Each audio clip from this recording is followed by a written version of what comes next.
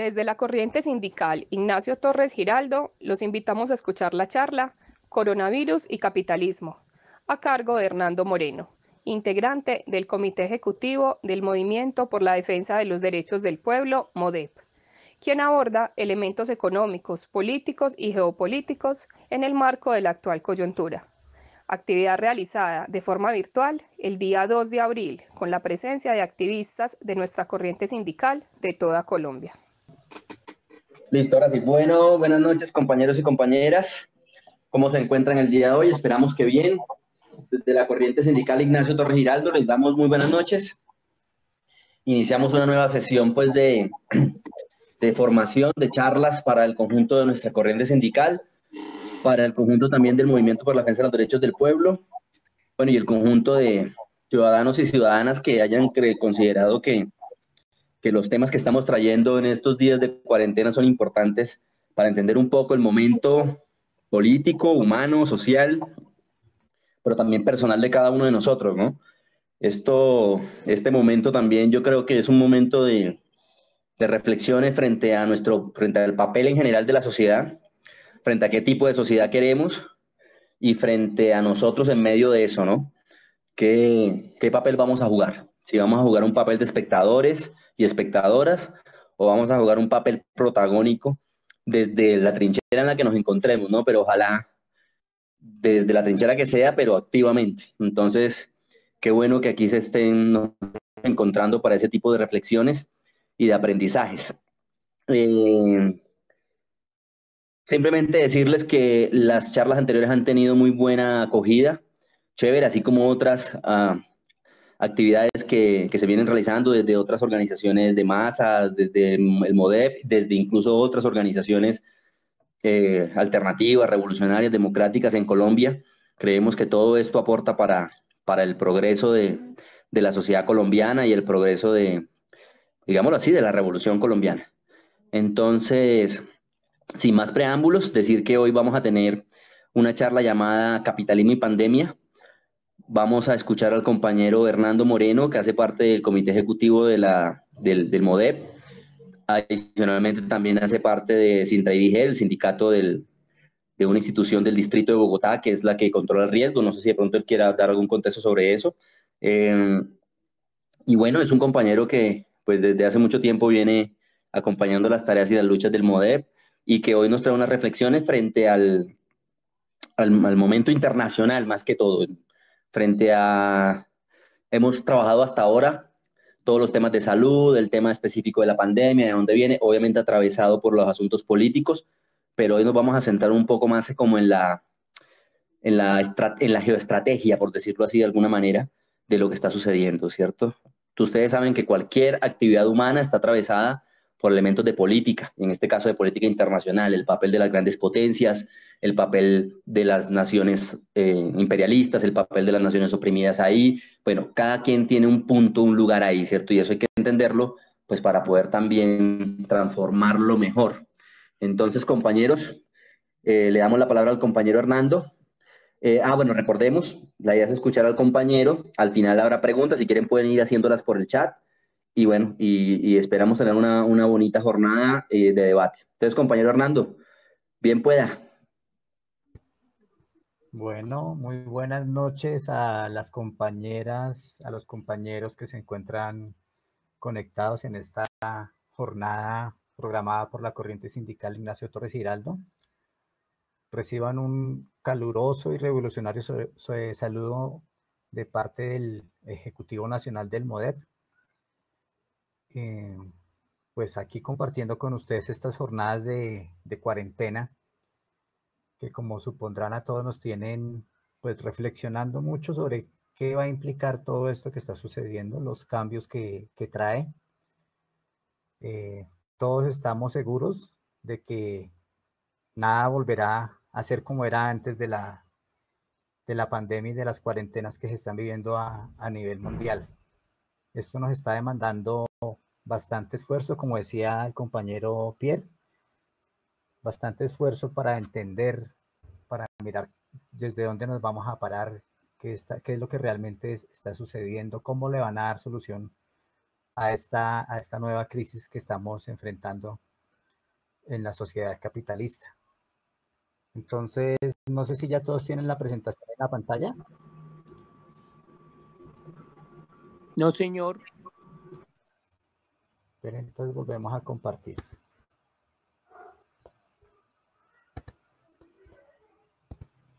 Aunque sí se estaba viendo tu pantalla, Hernando. Bueno, pero listo. Voy a compartir.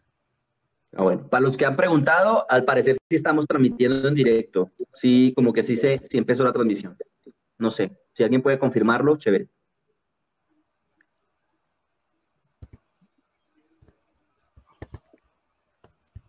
Bueno, entonces vamos a aprovechar el tiempo, vamos a empezar de una vez.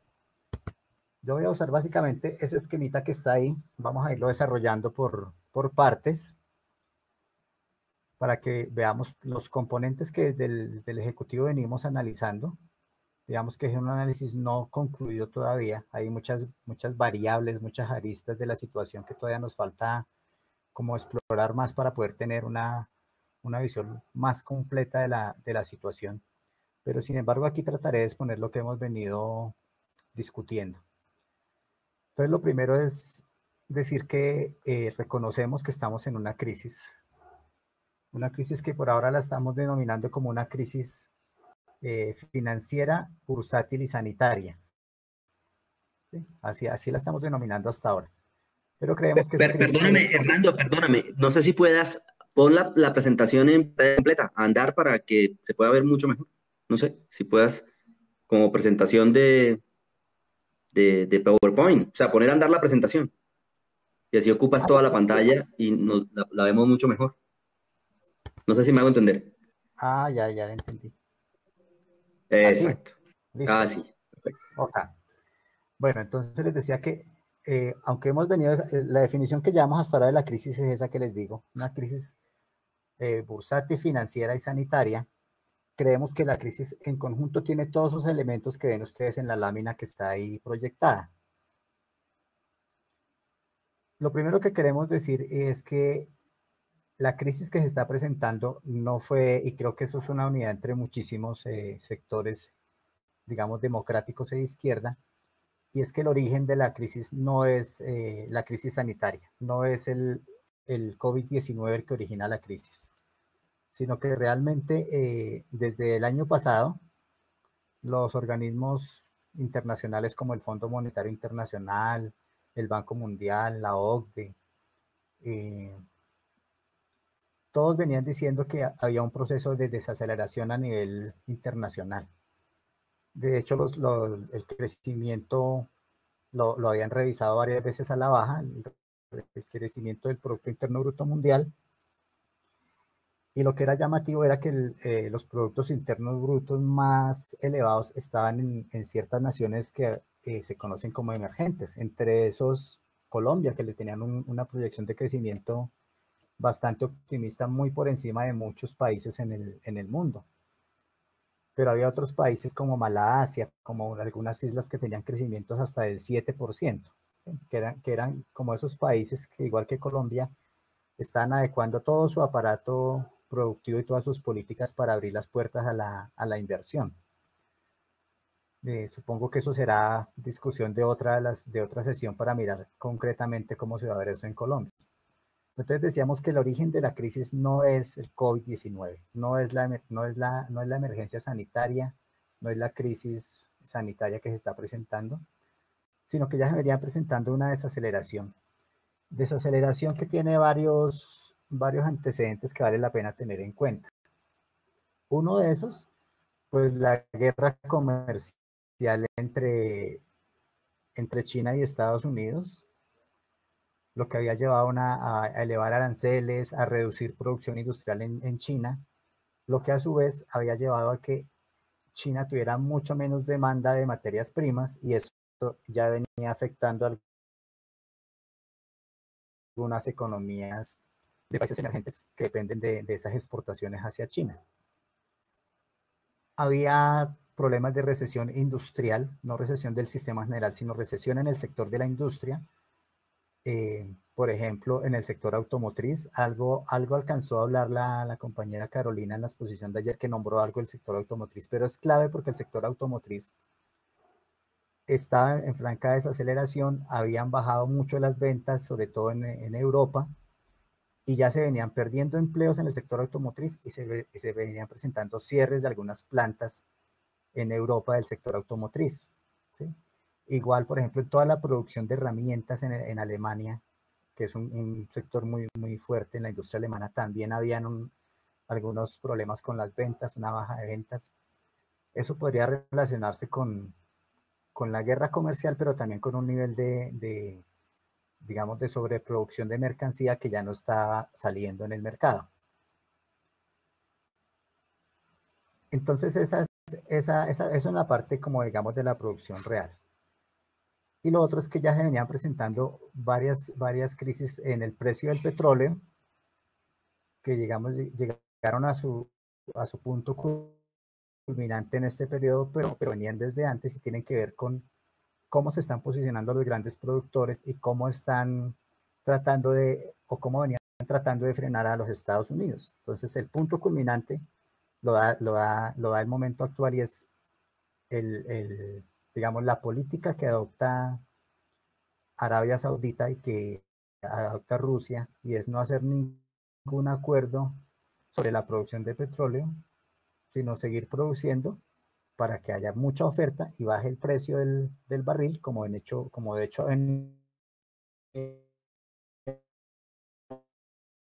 ocurriendo. Para bloquear, tiene que ver es con que un precio del barril a $25 para la producción de fracking en Estados Unidos pues no es competitivo, porque producir un barril mediante la técnica de fracking vale aproximadamente $50. Entonces, a $25 el barril se vuelve, digamos, insostenible a los productores de petróleo. O sea, bloquean a Estados Unidos, pero golpea.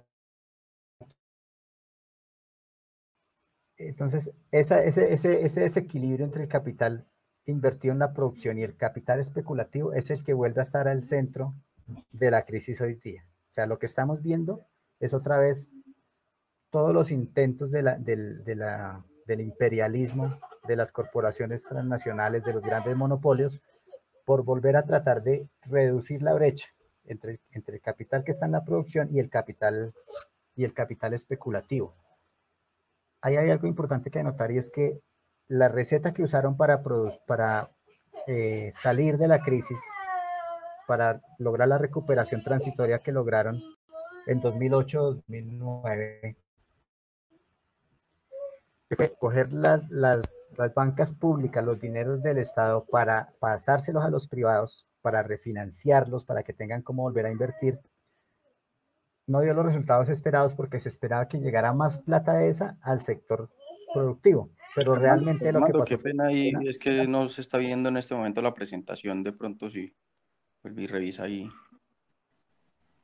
Es que debe ser por lo que le bajé el nivel de ancho de banda para mejorar el audio. Bueno.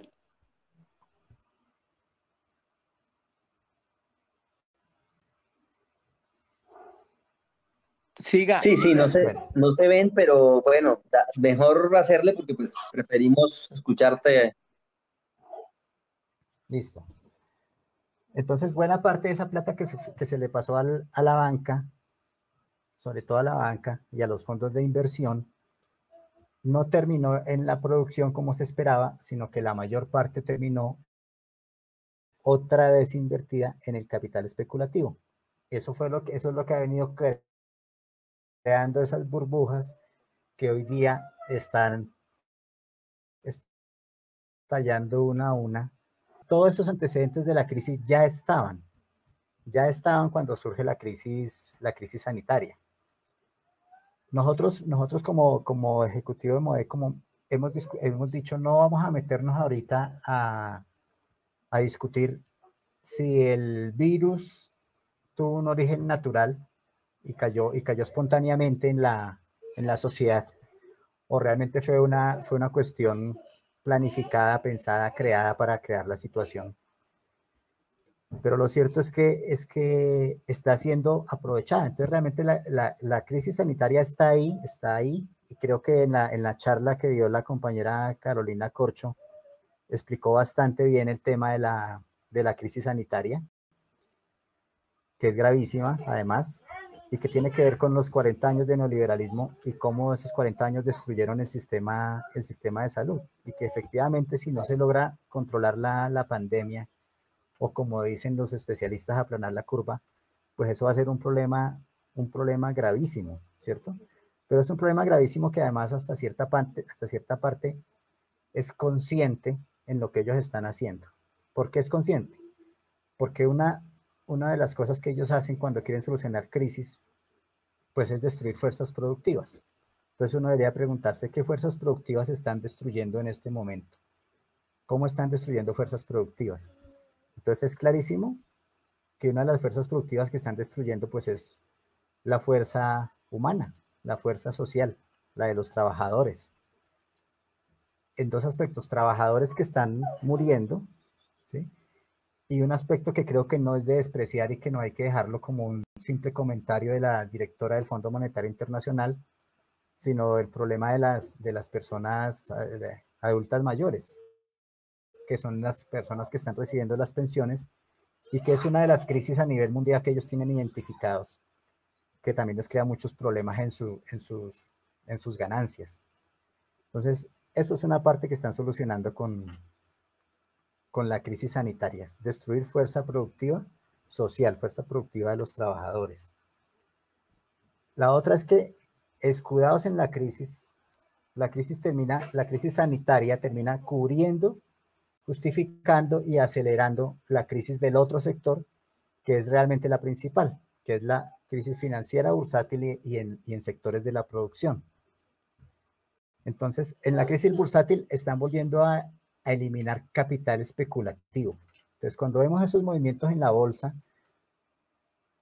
que es la baja más grande desde la crisis de 1929, leyendo los analistas calculan que el precio total de pérdida en la bolsa de valores ha sido entre el 25 y el 30%. Entre esas que suben un día el 15, bajan al otro día el 8, suben el 2. Totalizando eso, hasta el momento las pérdidas en la bolsa de valores en general, en el mundo, digamos como promedio, está entre el 25 y el 30% de pérdidas. Eso es muchísima plata, pero ha sido pérdidas de capital especulativo. Es decir, como es un tema en que las acciones pierden precio, las empresas bajan de su valor en bolsa, y lo que pasa es que se destruyó capital especulativo. Es decir, por movimientos de la bolsa ya no se le debe esa plata a esas empresas, a esos fondos de inversión. Entonces destruyen capital especulativo. Y con el cierre de las fábricas, con el cierre de la producción, pues lo que están es dejando de producir mercancías, y están viendo cómo dejan circular las mercancías que ya están listas para circular. Entonces, son las formas que están utilizando para la destrucción de fuerza productiva, y para ir equilibrando la ecuación entre el capital especulativo y el capital productivo. A mí me llamaba la atención esta mañana en el foro el conversatorio que organizó la revista Dinero. Decían uno de los panelistas invitados que la economía estaba en un coma, pero es un coma inducido, es decir, conscientemente están haciendo el enfriamiento de la producción para solucionar. La diferencia que tendría uno con el señor es que él decía que la base de la crisis era el problema sanitario, porque no existía recesión, ¿cierto? En contravía de lo que ha dicho el mismo Fondo Monetario Internacional, de que ya declaró la economía en recesión. Digamos que el peligro de todo esto es la forma como están solucionando la crisis. Aparentemente la forma como están solucionando la crisis es la misma que usaron en 2008-2009. Es decirle a los estados, cojan ustedes el dinero público, inyécteselo al sector financiero para que no haya problemas de liquidez. ¿Qué es problemas de liquidez? que el problema financiero le pueda garantizar créditos tanto al sector productivo como a quienes negocian en bolsa, que tengan capital para mover. ¿De dónde está saliendo ese dinero? De los estados.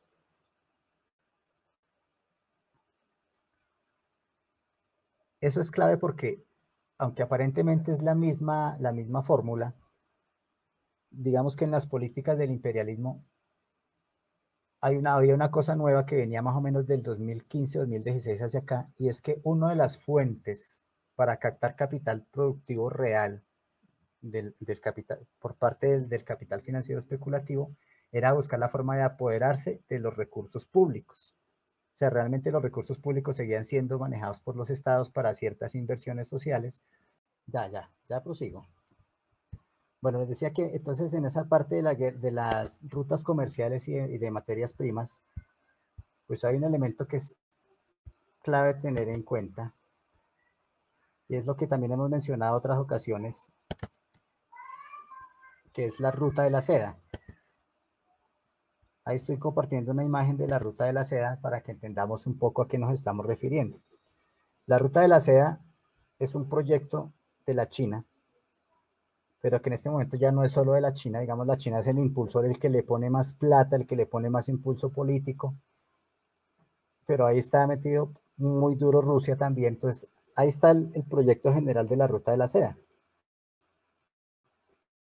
Si lo están pudiendo ver, que no se lo están viendo, es un proyecto de rutas terrestres, de rutas marítimas, de rutas transoceánicas, de oleoductos y de gasoductos.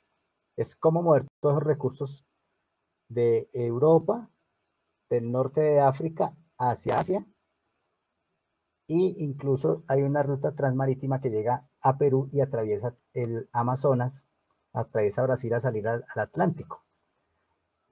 Si ustedes miran las zonas por donde pasa la ruta de la seda, pues tiene que ver con todas las zonas de conflicto. Y por eso algunos alcanzan a decir y a dar argumentos de por qué justamente el virus golpea tan duro en Italia, ¿sí? Porque Italia es de los países de Europa que ya tiene los acuerdos firmados con China para hacer varios puertos que le van a permitir salida de las mercancías de China por esa parte. Entonces, pueden ser coincidencias, pueden no ser coincidencias, pero digamos que ahí están los elementos para que vayamos pensando el análisis. El otro componente importante de esas guerras regionales y esas guerras comerciales es en la tecnología 5G. Eso puede sonar un poco extraño, pero creo que también muchos lo han leído. El problema con Huawei tiene que ver con eso, y con los chinos tiene que ver con eso, que los chinos van más adelante en la tecnología 5G. Incluso lo que dicen es que al interior de China la tecnología 5G funciona mucho más que en otras partes. Y con todo esto que ha surgido de que ahora todo el tema informático, todo el tema de las herramientas para trabajar a distancia, la conectividad, van a ser esenciales en el nuevo esquema de producción, pues este tema del 5G entra al centro del debate. Y todo este 5G no es solamente el tema de quién desarrolla y quién no desarrolla la tecnología, es el tema de las infraestructuras. ¿Quién va a poder usar las infraestructuras para atender el 5G? Y es el tema de los recursos necesarios para montar las tecnologías 5G, que ahí viene algo que también alguna vez habíamos hablado con algunos compañeros, y es el tema de lo que se denominan las tierras raras. Que las tierras raras son los minerales que por su conductividad o por su resistencia son claves para esa tecnología. China tiene casi que el monopolio de las tierras raras, pero por ejemplo, lo que mencionaba ahorita de Venezuela, las minas de coltán que hay en Venezuela, que son bastante importantes, las reservas de coltán que hay en Venezuela en la frontera con Colombia, o las reservas de litio y otras tierras raras que hay en Bolivia o en ciertas zonas de África. Entonces, eso es importante tenerlo en cuenta para ubicar por qué hay ciertas zonas de conflictividad que se vienen agudizando. Porque tiene que ver con la guerra por recursos. O sea, no es solamente el petróleo.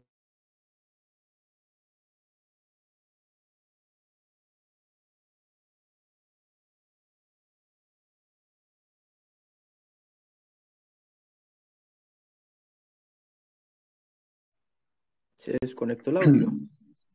Hernando, no te escuchamos. ¿Están ahí? ¿Están ahí mis vidas? Hernando, Gas, que son como los materiales necesarios para la tecnología. Hernando, dale. Zonas donde, cuénteme, Te ¿ya? perdimos un segundo. Si puedes Las zonas retroceder un poquitín.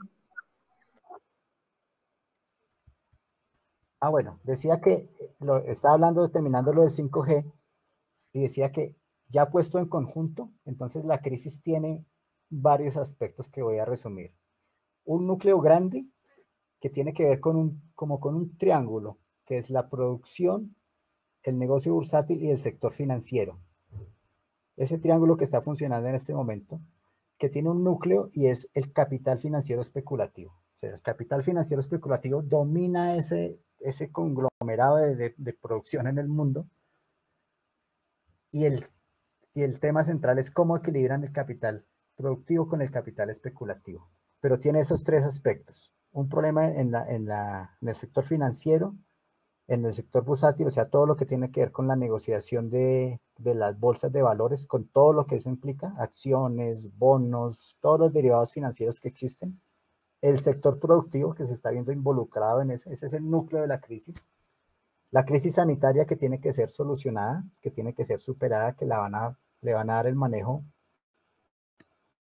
Todo parece indicar que el manejo va a ser el que vienen exponiendo aquí en Colombia también, es que es cuarentenas periódicas, mientras logran generar la vacuna para controlar el virus, pero ya todo el mundo sabe que el problema de las pandemias va a ser recurrente.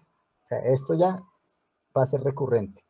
Incluso uno se pone a pensar hasta qué punto es coincidencia que el año pasado, no recuerdo si fue en octubre o en noviembre, hicieron el simulacro de pandemia, donde estuvieron los grandes monopolios del sector que tiene que ver con la salud y la sanidad en el mundo, donde estuvo Bill Gates, donde estuvieron las tecnológicas, toda la gente que va al foro de Davos, y hacen un simulacro de pandemia, con resultados muy similares a lo que está pasando hoy día, ¿cierto? Eso no se preguntaban hasta qué punto es coincidencial, pero en lo que todo el mundo, digamos, está coincidiendo es que este tema de las pandemias va a seguir siendo recurrente, se va a seguir presentando. Entonces, lo que están haciendo es todo un aprendizaje también de cómo manejar ese tema de las crisis sanitarias. El otro componente, el tema de la deuda pública, privada y pública. El otro componente, la crisis climática que sigue avanzando, eso no es un problema de menor cuantía. Y el tema de las guerras regionales, ¿sí? Entonces, en el terreno de las guerras regionales, nosotros hemos identificado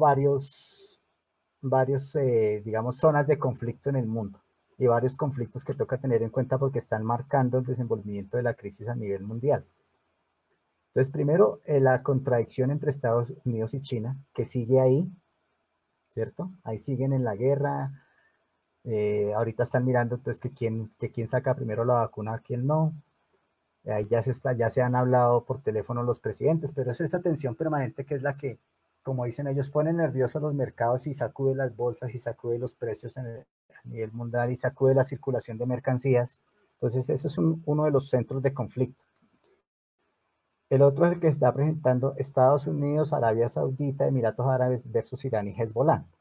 Varios análisis, que estoy seguro algunos hemos leído, dicen la crisis iba a estallar por una cosa o por la otra. Mucha gente esperó que la crisis estallara cuando Estados Unidos hizo el golpe en Irán y mató a Soleimani. No pasó, pero la gente decía, podía hacer eso, podía hacer otra cosa. Eso sigue ahí y en este momento. Incluso la alianza de Estados Unidos con Arabia Saudita va por momentos. Cuando dieron el golpe a Irak, estaban muy unidos con Arabia. En este momento están en líos con Arabia por el precio del petróleo y porque hay unos planes de Estados Unidos y de Inglaterra para dividir Arabia, ¿sí? Entonces hay una zona de Arabia que no tiene el control absoluto del gobierno árabe, sino que tiene un control como de fuerzas multinacionales con el argumento de que en esta zona de Arabia está concentrado el COVID-19. Entonces, que tiene que tener un control especial la zona, y tienen un control especial sobre una zona de Arabia, ¿cierto? La otra que no está muy latente ahorita, que es Estados Unidos, Corea del Norte, que tiene que ver con todo el problema nuclear. Digamos que Corea ha estado más bien al margen de la situación, ni siquiera hay información de qué ha pasado en Corea con el virus. El tema de Yemen, que está siendo grave en este momento. Yemen está prácticamente dividido en dos países, que era parte del plan del imperialismo, tanto norteamericano como europeo, era dividir a Yemen. En este momento está casi consumada la división de Yemen. Todo el tema de Afganistán, Irán, Irak, Siria, ¿cierto? Que sigue siendo una zona que, si la miramos allá en la ruta de la seda, pues tiene que ver con el tránsito de mercancías, pero también con el transporte de materias primas. Por esa zona pasan los gasoductos y los oleoductos que están planificados por la ruta de la seda, y unos gasoductos y unos oleoductos que tienen pensados los europeos. Entonces es una zona que es geoestratégica por ese tema en particular. Entonces el tema de Siria sigue siendo muy candente. Ya a estas alturas no se puede hablar de que Al-Assad va a caer.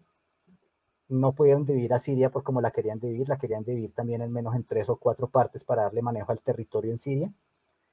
En este momento la discusión grande en Siria es que cómo van a actuar con la zona de los kurdos, o con lo que conocemos como Rojava, donde es una zona donde se está desarrollando un proceso revolucionario, que lo han intentado atacar los turcos, los rusos se meten, Estados Unidos se mete, y digamos se ha venido manteniendo, y en este momento el planteamiento de buena parte de esa zona del Kurdistán es apoyar a Al-Assad en una nueva constitución para Siria que reconozca la autonomía de esa región con el régimen político que ellos han instalado, que se llama el confederalismo democrático. Pero sigue siendo una zona de conflicto permanente por lo que significa en recursos de petróleo y en el tránsito de los oleoductos y los gasoductos. Y hay toda una zona en África, que es una zona de conflicto que no suena mucho en los medios. Algunas veces sale que es toda la zona Nigeria, Sudán del Sur, Camerún, que tiene que ver con una franja que atraviesa el África, y que es una franja por donde se mueve mucho tráfico de armas, mucho tráfico de personas. Entonces es así como una zona controlada por mafias, pero es una zona muy conflictiva, pero muy importante para el tránsito de esas mercancías, digámoslo así. El otro es Ucrania, que es una contradicción de los europeos y los rusos. En Ucrania, después de que se anexa la península de Crimea, sigue Rusia intentando controlar Ucrania, y los europeos y Estados Unidos interfiriendo para que eso no sea, porque es otra península clave en todo el tema militar en el mundo. Y el otro, Venezuela, Nicaragua, América Latina en general, que digamos Estados Unidos volvió a retomar su política de control sobre América Latina, y en este momento pues el núcleo y lo candente pues es Venezuela. Ustedes saben que hoy ya movieron tropas de Estados Unidos hacia el mar, tanto por la parte del Atlántico como por la costa pacífica colombiana, donde van a instalar un montón de buques y portaaviones para supuestamente controlar el tráfico, pero está muy caliente el tema con Venezuela, que es la otra zona de conflictividad. Son como las zonas de conflictividad en el mundo, pero todas están en este momento relacionadas con el manejo de la crisis. O sea, no podemos seguir viendo las guerras que vienen de un desarrollo de tiempo atrás, pero que en este momento están enmarcadas en esta situación de crisis. Es el nuevo marco con el que tenemos que mirar estas guerras que se están presentando. Digamos que eso es como las tesis generales que hemos estado discutiendo desde el Ejecutivo del MODET para analizar la situación internacional. Como les decía al comienzo, es un análisis que no está concluido, nos faltan algunos elementos, poder entender más los movimientos del capital financiero. Algo que aprendimos de la crisis de 2008-2009 es que las crisis son crisis para el sistema, pero siempre hay ganadores y perdedores.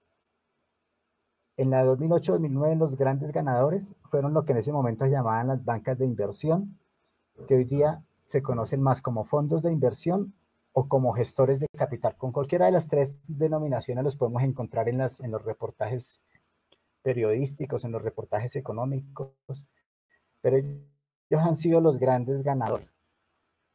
La pregunta es, en esta crisis, ¿quiénes están siendo los ganadores? ¿Quiénes en ese movimiento de la baja de acciones, de que yo compro acciones baratas un día, las vendo caras al otro día, ¿quiénes están siendo los ganadores? Hasta ahora tenemos identificados dos sectores que van ganando en esta crisis. Uno, todo el sector de las tecnologías. Ellos están ganando, evidentemente se va a notar muchísimo con todas las reformas que van a haber. Y dos, todos los grandes monopolios del sector de la salud y de la sanidad.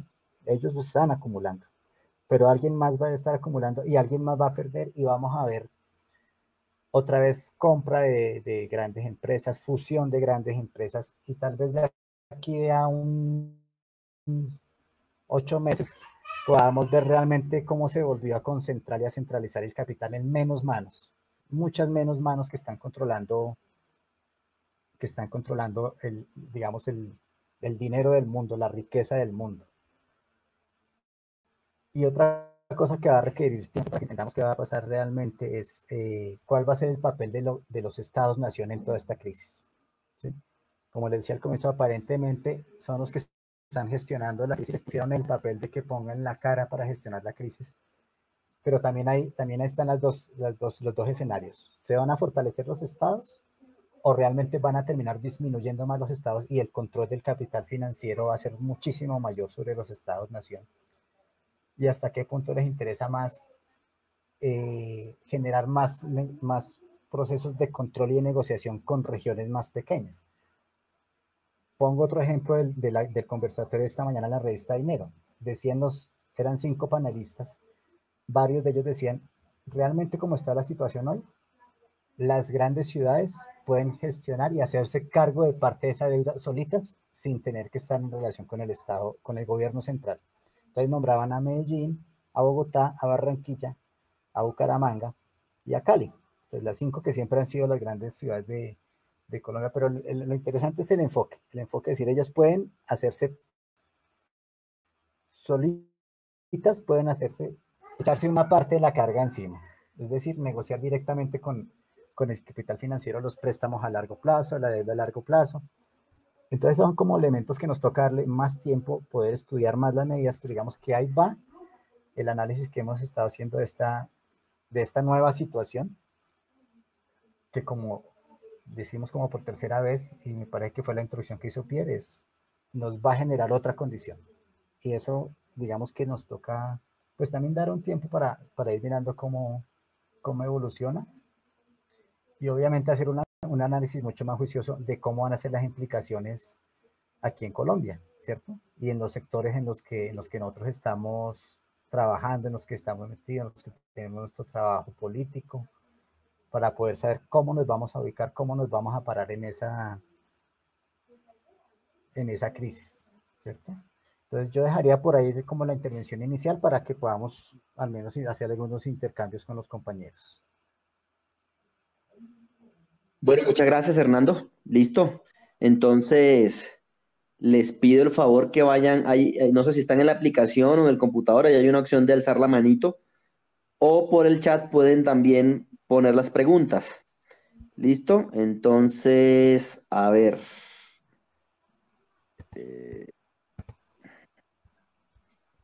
¿Quiénes quieren preguntar o exponer también? Pueden exponer algún criterio, también válido. Como Hernando lo planteó al principio, también pues son temas que se están discutiendo, ¿no? Si bien hay unas unidades básicas, pues se enriquece la construcción desde la base con el debate pues que demos acá. Entonces, compañeros. Augusto, bien puede, hágale.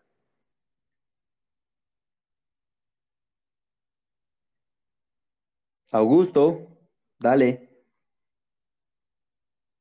Bueno, mientras Bueno, Augusto le buenas hace noches. Juan. Ah, no, bueno, Bueno, Augusto. Ya, yo quiero hablar Augusto. Listo. básicamente es de la reconfiguración en Medio Oriente con el papel de Irán. Creo que Irán ha venido cogiendo fuerza allá en el Medio Oriente y ha venido trazando como unas rutas hacia Yemen una influencia grande en Palestina, es decir, se ha venido posicionando como el otro lado de los Emiratos Árabes. Entonces creo digamos que en general estoy de acuerdo con la exposición, creo que pero me gustaría que miráramos más el papel de Irán en la región, en el Medio Oriente, y un actor que siempre está ahí metido que faltó, que es Israel. Israel, que está jugando para el lado de Arabia Saudita y de Estados Unidos. Eso. ¿Listo? Ok, Sí, Hernando, listo. te hago una propuesta. Recojamos, si hay preguntas, o sea, si hay preguntas, recojamos un grupo y haces una intervención, ¿te parece? Para que nos rinda más. Sí, de acuerdo. Listo. Entonces, Juan, alzó la mano. Sí, buenas noches. ¿Aló, me escuchan? Buenas Como un noches. cañón, mijo, hágale. Bueno. Pues digamos que me parece interesante el análisis. Sin embargo, digamos que hay unos elementos también, como esto está tan cambiante últimamente. Y entonces, digamos que hoy veía una noticia y ve como también ya Rusia y Arabia Saudita parece que están llegando a un acuerdo con respecto a, al petróleo, ¿no? Entonces, digamos que es también una cuestión que hay que tener en cuenta, porque también digamos que eso también influye en la política internacional, ¿no? Por otro lado, también digamos que uno escucha muchas teorías de la conspiración en estos momentos, ¿no? Entonces, también el llamado, digamos que en las charlas anteriores, las personas que conocen del tema de salud dicen que el virus principalmente sí parece que fue de origen animal, ¿no? Pero que también en este momento sí hay unas configuraciones diferentes a nivel internacional, ¿no? Entonces, desde lo que uno conoce, uno sí cree que China va a salir más fortalecida, Rusia va a salir más fortalecida, ¿sí? Digamos que si fuera una cuestión implementada desde Estados Unidos, pues Estados Unidos en este momento está bien mal, ¿no? Entonces digamos que uno diría, no, pues no creo que ellos se vayan a clavar el puñal solos, ¿no? Con respecto al fascismo, ¿no? Con respecto al fascismo, si bien es cierto, hay una tendencia a los regímenes autoritarios, también es cierto que los regímenes fascistas, o al menos en América Latina, las salidas que le están dando a sus pueblos no es la mejor. O sea, Jair Bolsonaro prácticamente está bien desprestigiado.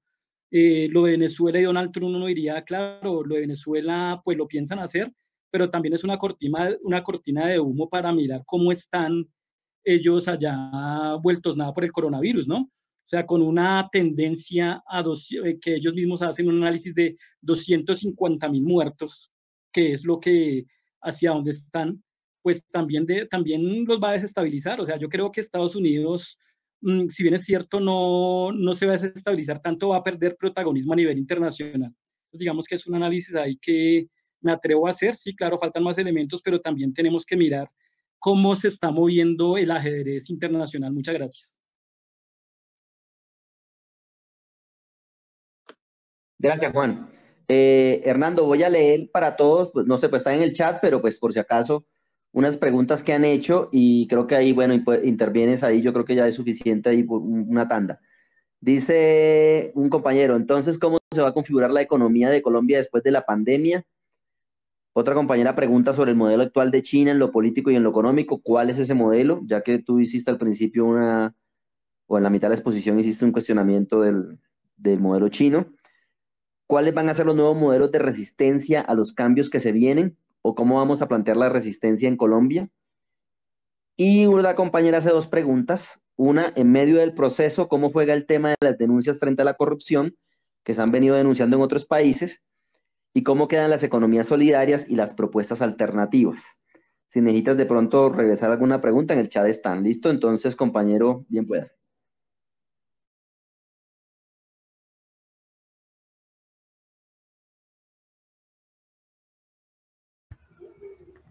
Bueno, mire, frente a lo que dice compañero Juan Carlos, es cierto, la situación está cambiando día a día. O sea, así como la bolsa un día sube, un día baja, con el petróleo está pasando igual. Entonces hoy es cierto, de una recuperación del 25% en el precio del barril del petróleo, con solo el Twitter de Trump donde dice que ya había hablado con Rusia y con Arabia y que era posible un acuerdo para digamos, tener menos producción de petróleo, bajar la demanda y poder subir el precio. Eso va a seguir pasando durante estos periodos, tanto con el tema del petróleo como con el tema de las acciones y con el tema de las monedas. Van a estar subiendo, van a estar bajando. No sé si ustedes recuerdan la crisis, los que alcancen a recordar bien la crisis 2008-2009, las situaciones eran parecidas. Un día estaban arriba las acciones, otro día se volvían a desplomar. Va a ser un juego permanente porque van a tener que ir dándole solución a la crisis. Eso es cierto. Cuando nosotros hablamos del tema del modelo chino, es el control que tiene el Estado, ¿cierto? Cuando, por ejemplo, muchos filósofos lo llaman a eso el Estado policial, bueno, hay muchos politólogos, el Estado policial, es decir, un control de la población absoluto. O sea, lo que hacían en Wuhan y en otras ciudades de China, pues era el control absoluto de la vida de las personas, ¿cierto? Sabían exactamente dónde estaban, los rastreaban por el celular y tenían que dejarse rastrear además, porque el que no se deja rastrear, pues comete un delito. Yo no recuerdo el nombre que tiene eso en China, pero eso tiene un nombre en las políticas de China, donde es el control que ellos tienen sobre los ciudadanos. Entonces, cuando uno pregunta cuál es el modelo chino, es ese, es un gran control de población, una centralización absoluta. Uno no puede decir que China haya una amplia democracia y, como dicen ellos mismos, liberales en el mercado, ¿cierto? Una de las cosas llamativas es cómo China aprovechó la crisis y la salida de capitales que se presentó para recomprar las acciones de sus propias empresas que tenían monopolios occidentales o inversores de Occidente. China volvió a quedar dueña de la inmensa mayoría de las acciones de sus propias empresas. Esa es una característica particular de China, y es que los monopolios, aunque aparecen como privados, tipo Huawei, son monopolios que realmente están muy vinculados al Estado chino. Varios de los dueños de los monopolios de China son integrantes del Comité Central del Partido Comunista de China. Eso es una particularidad de China, que uno podría llamar, eso es un fuerte componente de capital monopolista estatal, ¿sí? Que pasa en otros países, pero es muy, muy fuerte en China. Entonces, el modelo chino, cuando hablan del modelo chino, tiene que ver con eso, con el nivel de control de población que ha logrado y que lo están exportando a través digamos, de esto. Inclusive esto mismo que estamos haciendo puede caer en el control social que están ganando ellos ahorita al tenernos a todos conectados por unas redes que tienen mucha capacidad de monitorear, ¿cierto? Entonces, a eso se refiere el tema del avance de ese tipo de estados, del avance del fascismo como modelo político.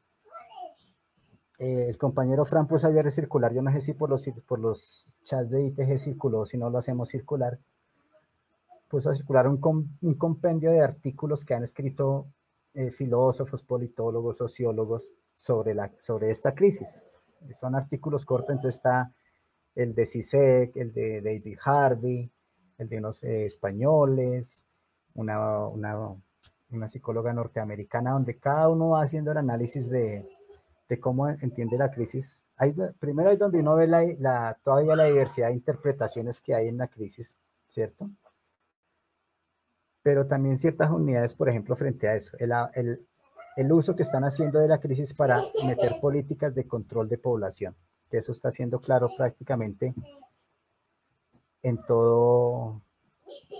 todas partes. Aquí un compañero, Juan Camilo, dice, ese recopilado se llama Sopa de Wuhan, así se llama, Sopa de Wuhan, la compilación que está por ahí circulando. Es interesante, tiene unos artículos muy interesantes, pero como les digo, no son visiones iguales sobre el tema de la crisis.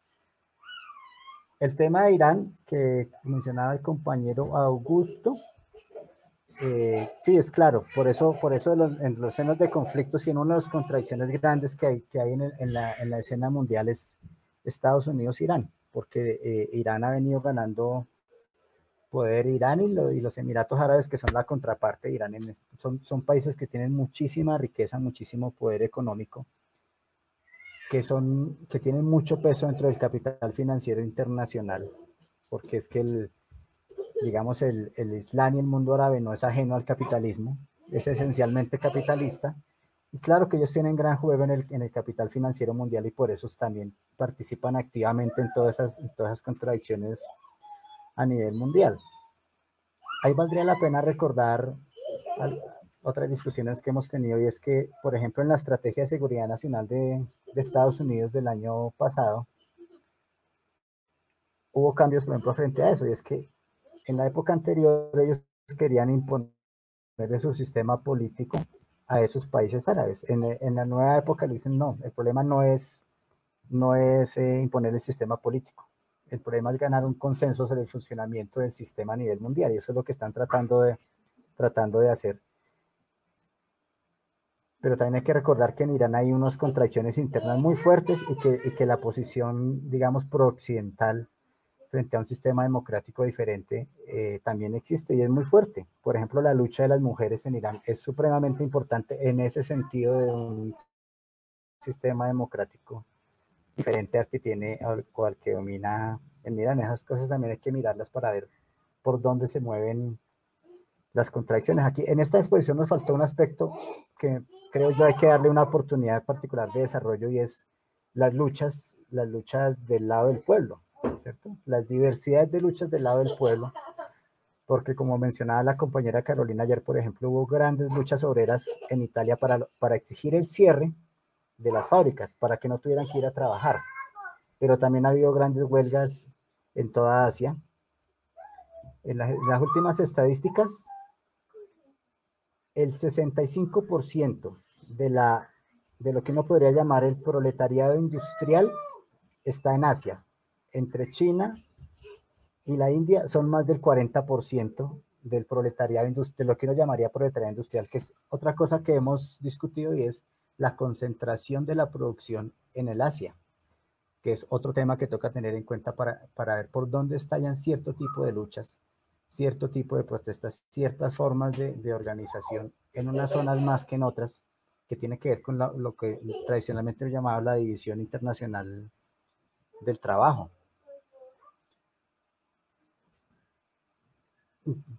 Juan Carlos también hablaba del tema de Estados Unidos, del manejo que el fascismo le está dando acá.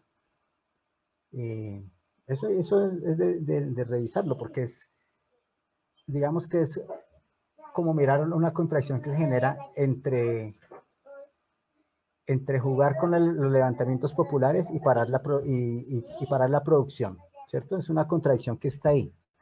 Ellos saben que tienen que parar la producción para controlar la pandemia, pero además porque la producción va a parar porque necesitan parar la producción para equilibrar el capital financiero con el capital especulativo. No es solamente un aspecto que están evaluando. Pero como venimos de unos movimientos de masas tan fuertes a finales del año pasado, ellos también saben que todo eso va a generar levantamientos populares. Eso va a ser inevitable, ya los estamos viendo.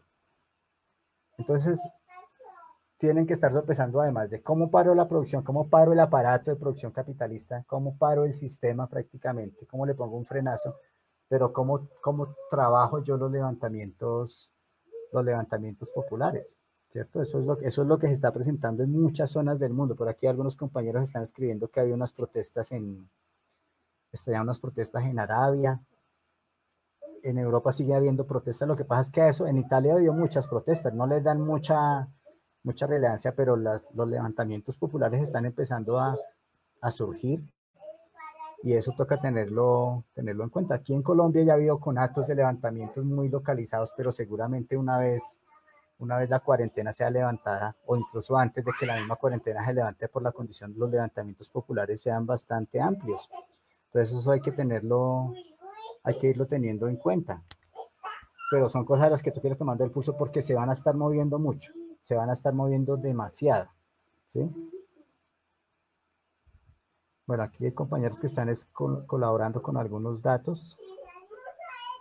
Pues yo no sé, yo Es no, decir, están haciendo unas exposiciones por ese chat berracas. sí. Y yo creo que hay muchas inquietudes sobre cómo se va a desarrollar en Colombia, pero creería yo que eso realmente necesita una sesión aparte. O sea, cómo se van a mover las clases dominantes en Colombia, cómo están pensándose la reconfiguración. Creo que eso, pues para mí que requiere una sesión aparte, pero yo les recomiendo, de verdad, a los que no lo hayan podido ver, está en YouTube el foro que organizó hoy la revista Dinero, que eran 5 especialistas, estaba Mauricio Cárdenas, estaba Eduardo Lora, no recuerdo los otros 3, dándole las salidas, pero usted los escucha y ellos, o sea, usted los escucha y sabe que ya tienen las recetas, ya tienen las fórmulas, ya tienen las propuestas y están mirando cómo las echan a andar con el gobierno, ¿sí? Decir de ahí es que al menos ellos sí ven dos panoramas. Primero, ellos dicen se requiere un acuerdo del gobierno con las élites, ¿sí? Y yo creo que eso aplica a nivel mundial. O sea, hasta qué punto esas élites que tienen poder van a ceder en ciertas cosas para darle tránsito al capital, porque van a ceder en cosas. O si no, ni siquiera se atreverían a cerrar la producción, ¿sí? No se atreverían a cerrar la producción. Ellos no han cerrado la producción porque los estados le dijeron que cerraran la producción. Ellos cerraron la producción cuando llegaron a un acuerdo de cómo les iban a reponer sus pérdidas. Eso es lo que realmente ha pasado. Aquí en Colombia han venido cerrando los sectores en la medida en que el gobierno ya ha hecho los acuerdos con los grandes monopolios, con los dueños del país, de en qué procesos cierran y qué procesos no cierran. Seguramente otros van a cerrar, otros irán abriendo, pero hace parte de los haciendo para manejar la crisis, ¿cierto? Pero digamos que los cambios del mundo del trabajo toca hacerles un análisis aparte. Yo creo que eso es absolutamente claro, ¿cierto? Frente a China quiero decir otra cosa, y es que dense ustedes cuenta que en China, bueno, ya en la ciudad de Wuhan, que es un centro industrial importantísimo, levantan la cuarentena, la gente vuelve a las fábricas, pero igual se perdieron empleos. ¿Por qué se perdieron empleos? Primero porque tenían mercancía ya producida, ¿cierto? Mercancía que no han podido despachar porque como ya se extendió la crisis, entonces eso que era para exportar ya nadie lo está comprando porque no lo está necesitando. Entonces se perdieron empleos, los obreros llegaron a las fábricas de China, pero no tenían qué hacer. Entonces el Estado chino que tiene plata, pues está tratando de mantener en la mano de obra, paga sin generar una crisis, pero ya se perdieron empleos en China también, ¿cierto? Entonces, esas cosas hay que tenerlas en cuenta porque el problema es global, ¿cierto? Como es el aleteo de la mariposa allá se siente acá. Eso es más o menos lo que está pasando con esta situación de crisis tan particular. Entonces, no es tan fácil que un país sale y solito va y solito sale de la crisis. Necesitan buscar la forma de reactivar todo el aparato productivo a nivel mundial. Una de las cosas que les preocupa a ellos es cómo le van a dar el manejo a eso que ellos llaman las cadenas globales de valor, no romper las cadenas globales de valor. Y para eso necesitan todos los sectores funcionando en alguna medida. Eso es lo que escribe aquí Juan Camilo. Ellos tienen que volver a hacer fluir el capital, darle liquidez, que es lo que están haciendo con las bancas centrales.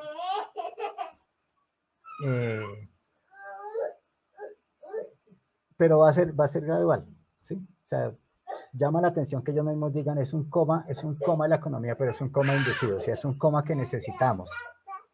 Uno debería pensar por qué ellos dicen esas cosas y no pensar que todo les cayó de sorpresa. Creo que por ahí era la compañera Leida la que decía que si todo estaba tan programado, ¿por qué todo tan improvisado? Yo no creo que esté tan improvisado. Realmente no. Las medidas que están haciendo son las que ellas tienen que hacer y no están improvisando. Realmente yo no creo que estén improvisando. Simplemente están manejando gradualmente la situación de la crisis. Pero además yo particularmente estoy convencido que ellos saben muy bien para dónde están caminando con la crisis y qué reformas son las que nos quieren meter, ¿cierto? Eso es importante pues tenerlo en cuenta. No sé qué otras intervenciones quieren.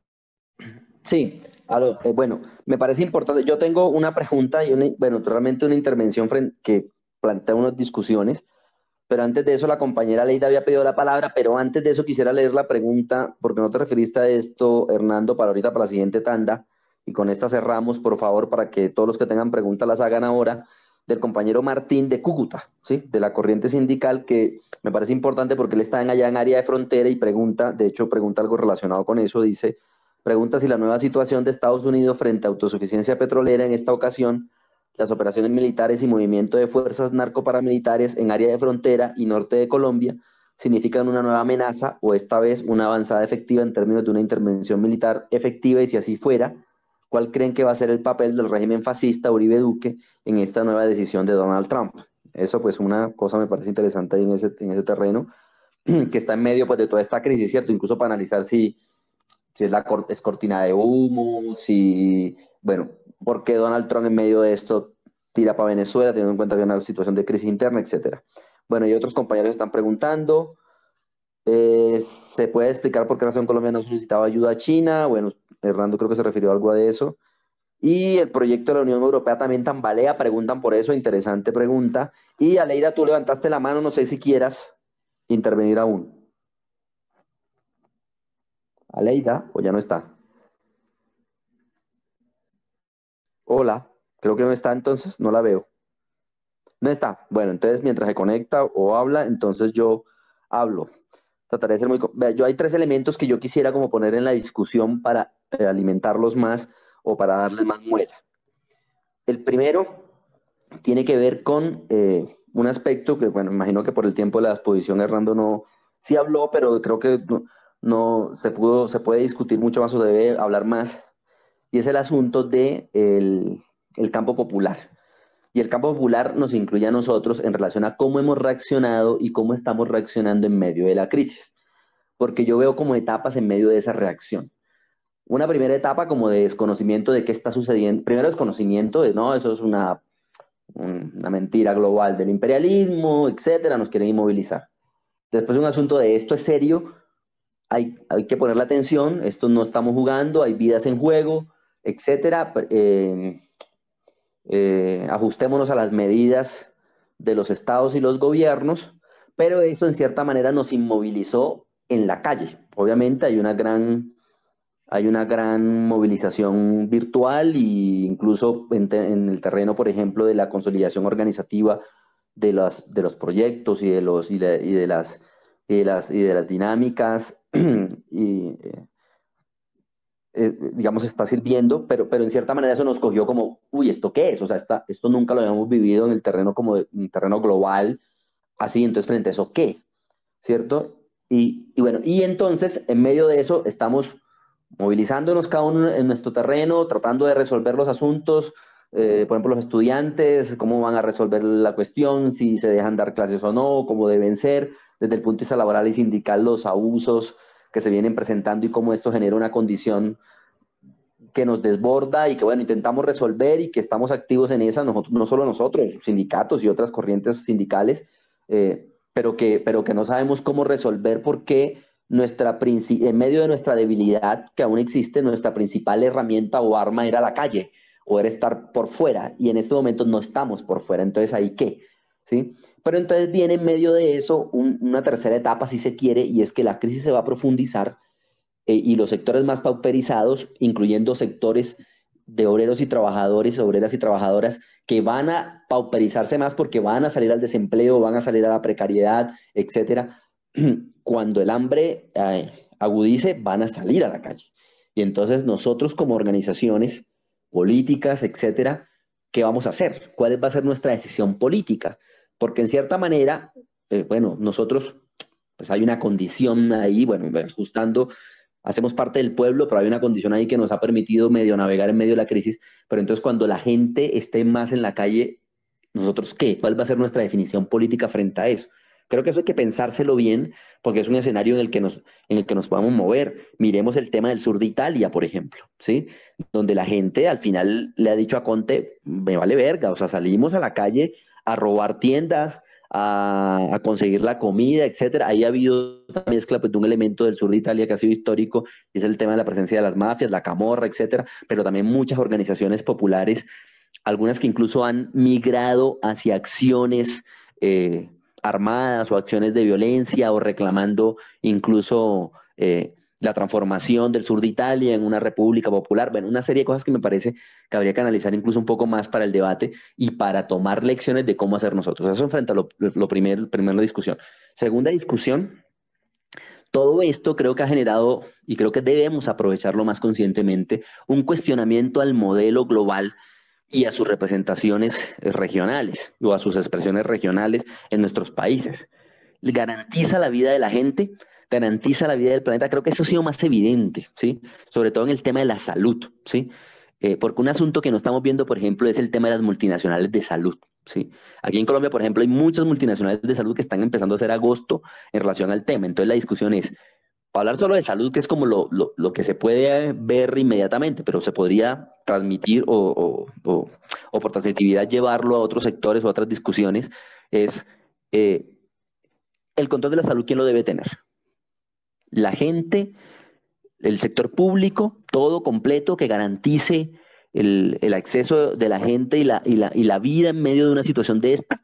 ¿Cómo es el asunto? Por ejemplo, en España hubo una apropiación de todos, incluso los sectores privados de la salud, controlados bajo el Estado para evitar que la crisis vaya más allá, y aún así la crisis está jodida. Entonces creo que, pues hablando del aspecto salud, pero podríamos discutirlo en otros aspectos del modelo, de la vida cotidiana de la gente, creo que hay un cuestionamiento ahí que deberíamos conscientemente impulsar mucho más. O sea, pues ese cuestionamiento de la gente de abajo de este modelo, a pesar de que nos ha prometido que podemos vivir bien, que podemos consumir, que podemos ser felices, no lo está haciendo. Y tercero, y con eso termino, y eso es importante, esto sí lo tocó Hernando, aunque obviamente no se profundizó porque no había tiempo, es el tema del Estado. Por ejemplo, Hernando plantea, la crisis demuestra que los estados no han podido resolverlas. Yo estoy de acuerdo que hay estados que están desbordados, pero la pregunta es, ¿y si no existieran esos estados, cómo sería el asunto de la crisis? ¿No sería peor? Y para debatir desde el punto de vista de la alternatividad y desde el punto de vista de nosotros como posición de izquierda o propuesta revolucionaria, ¿qué debe? Es decir, ¿será que no podemos hacer una revalidación del asunto del Estado y de la toma del Estado por parte de nosotros como garante de la solución de los problemas de conjunto de las masas en una situación de estas? Por ejemplo, ¿qué hubiera pasado en una Rusia soviética de Stalin en una situación de esta? Aquí estoy haciendo una pregunta muy especulativa ahí, pues, como para el debate especulativo, pero mi pregunta es, hombre, pues ya más acá, porque incluso creo que en Sopa de Wuhan vi algo frente a eso, frente a ese debate. Nosotros desde la alternatividad, ¿a qué le vamos a jugar? Yo pienso que ahí, y yo en eso soy partidario, hay una reconsideración, debe haber una reconsideración o una, una recuperación de ese plan histórico viejo de que la toma del Estado es importante para nosotros, ¿sí? Pero bueno, lo pongo como debate porque sé que algunos podrán decir, no, esto podría resolverse con comunidades autónomas fuertemente federalizadas, de economía propia, bla. Bueno, habría que mirarlo también, pues, habría que mirar, pero lo pongo para el debate. Entonces, no sé, Hernando, si quieres ahí concluir para que vayamos cerrando.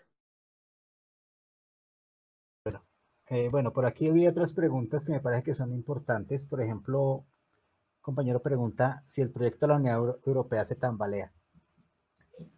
Pues en este momento hay casi que consenso que sí, que la Unidad Europea está tambaleando. Es decir, en parte de eso que me parece que es una discusión a la que hay que llevarle el pulso y mirarle todos los aristas del problema de cómo se están reconfigurando los propios estados.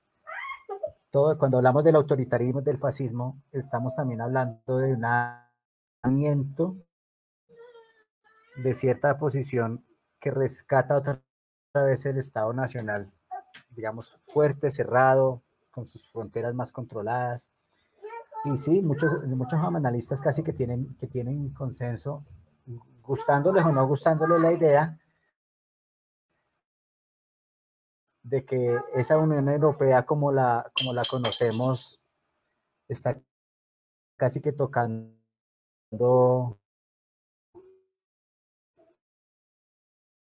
su fin, ¿cierto? Sí, pero sí pasa, pero realmente uno ve que sí hay muchas, con esto que está surgiendo, hay muchas posibilidades de que esa organización de la Unión Europea se reconfigure y surjan otras cosas. Por ejemplo, hay algo andando muy fuerte y es Alemania, y ya están funcionando unas vías que conectan ciudades de Alemania, atraviesan esa zona de Europa y llegan a China. Entonces son cosas que toca ir mirando en el panorama de cómo se reconfigura pues todo ese mapa geopolítico del que hablaba Pierre al comienzo, que no es fácil deducirlo desde ya, ¿cierto? Porque pues no toda Europa está de acuerdo con que Alemania se una a esa, digamos, al menos una triada con China y con Rusia, que sería un poder inmensísimo además, ¿cierto?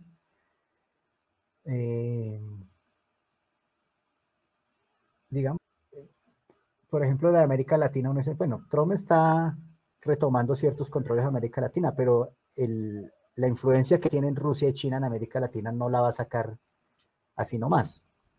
La situación de Venezuela es la muestra más clara de la situación de lo que significa Rusia y China jugando un papel en América Latina. Por ejemplo, la respuesta que han dado los dos gobiernos oficialmente frente a Estados Unidos de decirle que ni Venezuela, ni Rusia, ni China son provincias de Estados Unidos. Entonces, que no los maneje así, que no les diga cómo tienen que ser las relaciones bilaterales entre ellos, porque ellos pues, son independientes. Y es claro que Rusia tiene tropas en Venezuela, ¿sí? Tropas que llegaron hace un tiempo supuestamente con todo el tema del petróleo para ayudar a la producción, a reimpulsar la producción petrolera en Venezuela. Esas tropas no se fueron todas de Venezuela, hay tropas de Rusia que siguen estando en Venezuela. Y lo que hizo Rusia aquel día fue clarísimo, el mensaje fue clarísimo, cuando lo que hace es descargar a la petrolera privada que es Rosneft, pero dejárselas a la petrolera estatal de Rusia diciéndole, bueno, ya el privado no es el que está, soy yo el que estoy aquí en Venezuela con el tema del petróleo, entonces, ¿cómo es la cosa? ¿Cierto? Me parece que eso es importante. Importante la ofensiva de China dándole ayuda a todo el mundo, para controlar la pandemia. La cantidad de plata que está poniendo China en eso, pues es impresionante, pero tiene que ver con cómo ellos se están proyectando como una gran potencia económica, política, y lo que les falta avanzar más, que es en el problema militar, que lo equilibran en la alianza con Rusia, porque Rusia es más débil económicamente, pero militarmente sigue siendo una potencia a la que todo el mundo respeta, ¿sí? Entonces esas cosas, digamos, todas esas matices que a veces no se le escapan a uno en la exposición, es muy necesario tenerlos en cuenta.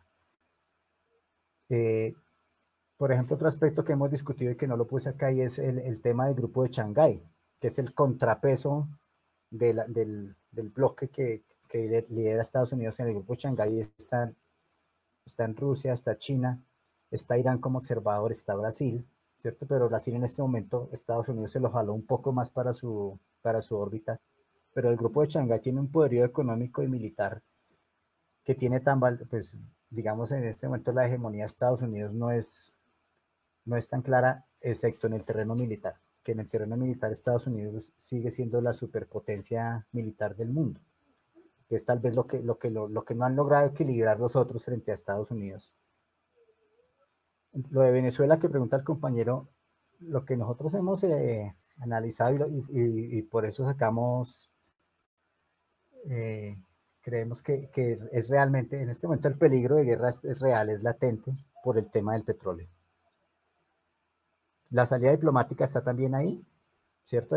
Ya hoy se dieron un poco más en la salida diplomática que le proponen a Venezuela, y es que le están diciendo a Maduro, acepte la transición y usted podría ser candidato a las próximas elecciones. En la propuesta inicial no podía ser candidato a las próximas elecciones. Es decir, no se le están jugando solo por la guerra, pero el que tengan las tropas ahí y las armas que estaban pasando de Colombia, quiere decir que el peligro de guerra sigue estando ahí y que en este momento está en un punto alto de posibilidad. Nosotros hemos tenido ya varios puntos altos de posibilidad, pero digamos que Venezuela ha logrado conjurarlos. Venezuela y en parte de la solidaridad internacional, pero particularmente Venezuela ha logrado conjurar esos peligros de guerra.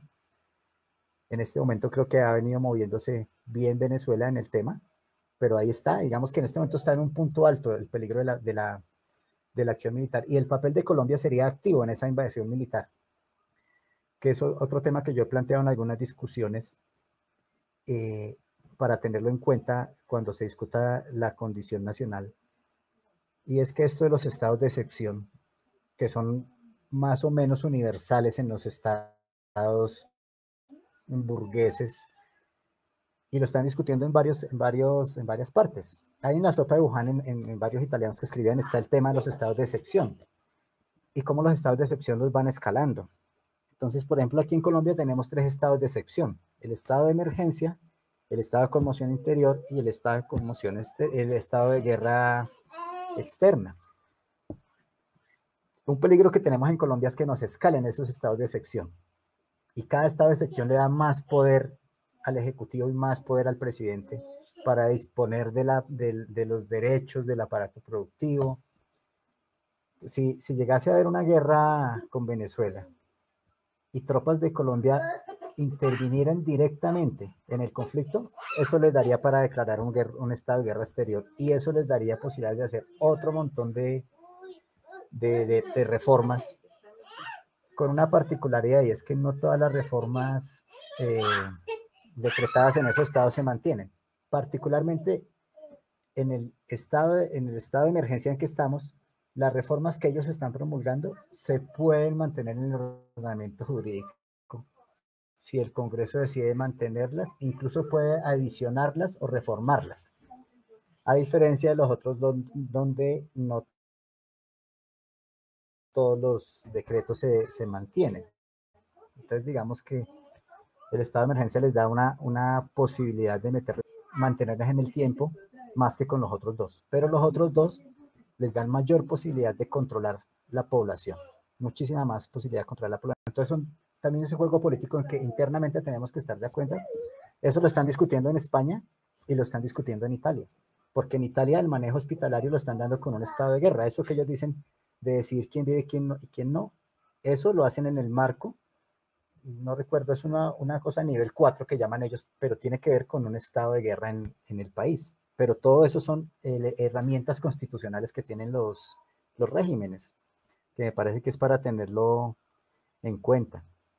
Y las discusiones que plantea Pierre son absolutamente vigentes, y me parece que son de estudiarlas, de estar pendientes de la evolución, porque tienen 2 aspectos. Uno, ¿en qué papel van a quedar los estados desde el punto de vista de la solución que le dé el propio imperialismo? Ese propio imperialismo le va a decir a los estados: en esta reestructuración nueva del mundo, ustedes van a tener este papel. Eso es un aspecto que toca estudiar y tener en cuenta, porque eso es lo que nos va a tocar a todos. Vamos a quedar con unos estados, el manejo que se le dará a eso, porque eso es cierto. Entonces ha saltado esa discusión, y está abierta la discusión. Realmente son 2 o 3 posiciones frente a cómo sería las propuestas del movimiento. No pase nada, dicen muchos, ¿no? Puede ser que se recupere de tal forma que realmente no pase mucho. Pero todo el mundo cree que, digamos que la opinión más común es que van a pasar cosas, y van a pasar cosas del lado de ellos y van a pasar cosas del lado de nosotros. Y creo que eso es cierto, las formas de lucha. O sea, si logran meter esas reformas y a ciertos sectores, porque no a todos los sectores de la producción los van a poder atomizar en el teletrabajo, pero a muchos sectores los van a poder atomizar, a la educación, ¿cierto? Que está muy álgida la discusión, los van a atomizar aún más mediante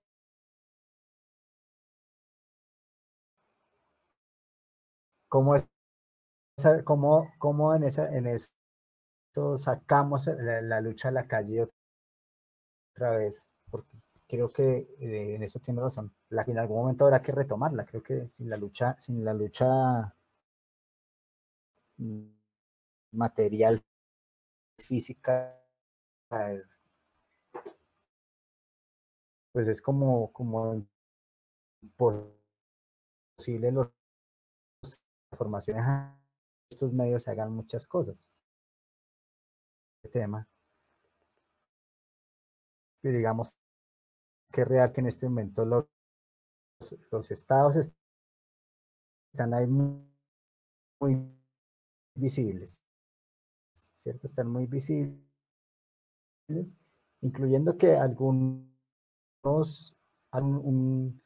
una estructura de emergencia de salud pública y mientras salud, el Estado controla todo el sistema de salud mientras pasa la epidemia. En Colombia era claro, pues uno sabía que no lo iban a hacer, que lo que iban a hacer era facilitarle la plata a los privados para que ellos manejen la crisis siendo privados y manejando la plata que el Estado les va a dar. Eso era claro en Colombia, creo que en la mayoría de países de América Latina, pero son discusiones que creo son válidas, afectan a todos los sectores, pero creo que particularmente tienen mucha incidencia en la corriente, ¿cierto? En la corriente Ignacio Torres Giraldo, porque digamos tiene que ver mucho con los sectores formales de la economía, que son los que están principalmente sindicalizados, y que digamos, podemos vernos golpeados en este proceso de reformas, podemos vernos golpeados con esos cambios en el mundo del trabajo que van a hacer. Entonces, de acuerdo, son discusiones que toca tener ahí, desarrollar más, y también creo que vale la pena mirar más lo de las luchas, cómo se están dando.